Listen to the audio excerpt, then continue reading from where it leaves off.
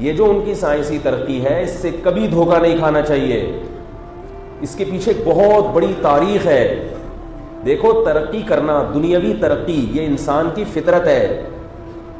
یہ جو مسلمانوں نے ترقی نہیں کی اس کی وجہ مسلمان نہیں ہے, اس کی وجہ یہ کہ جب ایک مرتبہ آپ غلام بن جاتے ہیں, آپ کی ذہانت, آپ کی تعلیم, آپ کی ہر چیز کو آپ کا مالک کیش کراتا ہے پھر. ورنہ ہم بھی وہی روٹی کھاتے ہیں, بلکہ ہماری خوراکیں ان سے زیادہ اچھی ہیں, ہماری دماغی صلاحیتیں ان سے زیادہ اچھی ہیں. دارالعلوم دیوبند میں ایک انگریز آیا, اس نے چٹائی پر بیٹھ کر مدرسے کے جو طلبہ پڑھ رہے تھے اس نے تھوڑا سا ان سے امتحان لیا, کیا پڑھ رہے ہیں, ان کی سوچ کیا ہے, ڈیبیٹ کیسے کرتے ہیں.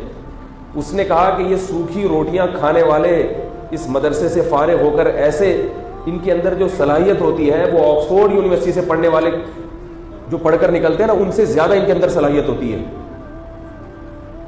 آپ مسلمانوں کا ماضی اٹھا کے دیکھیں, بڑے بڑے علامے پیدا ہوئے ہیں, بڑے بڑے لوگ پیدا ہوئے ہیں, ہر فیلڈ میں مہارت, لیکن ایک سازش کے تحت, ایک باقاعدہ پلان کے تحت جب مسلمانوں کی خلافتیں ختم ہو گئیں, خلافت عثمانیہ کا خاتمہ ہو گیا, ہماری حکومت تھی ہندوستان پہ اس کا خاتمہ ہو گیا.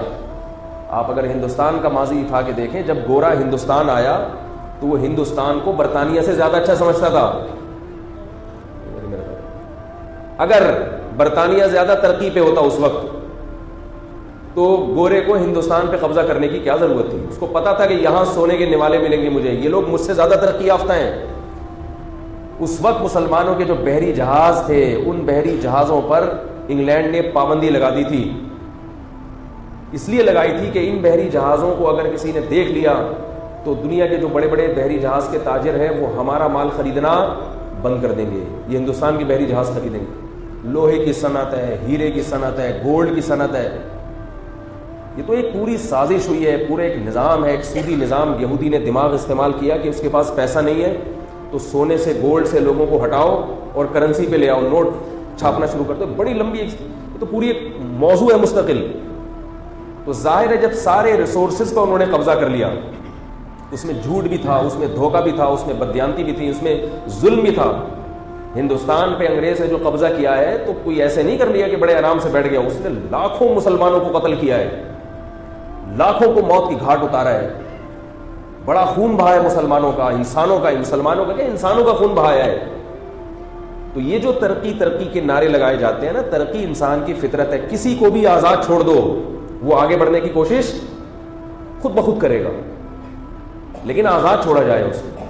ہمارا جو تعلیمی نظام ہے, ایسا نظام, غلط نظام ہمارے اوپر مسلط ہے کہ اس میں ہم اچھے ملازم تو بن سکتے ہیں, اچھے نوکر تو بن سکتے ہیں, ہم اچھے سائنٹسٹ نہیں بن سکتے. یہ جو ہمارے ہاں اس نظام تعلیم کے باوجود کچھ اچھے لوگ نکل آتے ہیں, یہ ان کی اپنی خودآگاہ صلاحیتیں ہیں.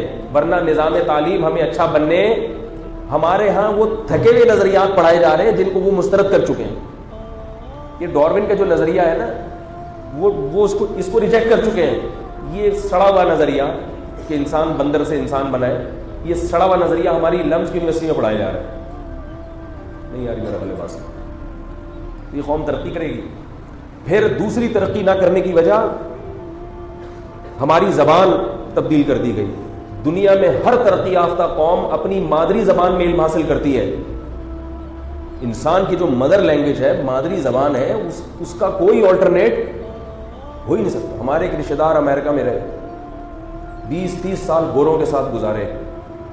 کہتے ہیں آج بھی انگریزی بولتا ہوں تو گورے میری انگلش پہ ہنستے ہیں, کیونکہ جو 15-16 سال کا جو وقت گزار لیا نا والدین کے ساتھ, اس وقت جو زبان آپ کی زبان پہ چڑھ گئی, جو لینگویج آپ کی زبان پہ آ گئی, اب آپ کچھ بھی سیکھیں گے وہ زبان آپ جیسی بول سکتے ہیں, کوئی دوسری زبان. تو اب تعلیم کا کیا حشر ہے, لینگویج جو ہم زبان سیکھ رہے ہیں وہ انگریزی ہے. اب بچے کو انگریزی سیکھنے میں اتنا ٹائم لگتا ہے کہ اس کی جو سیکھنے کی عمر ہے وہ زبان سیکھنے میں نکل جاتی ہے.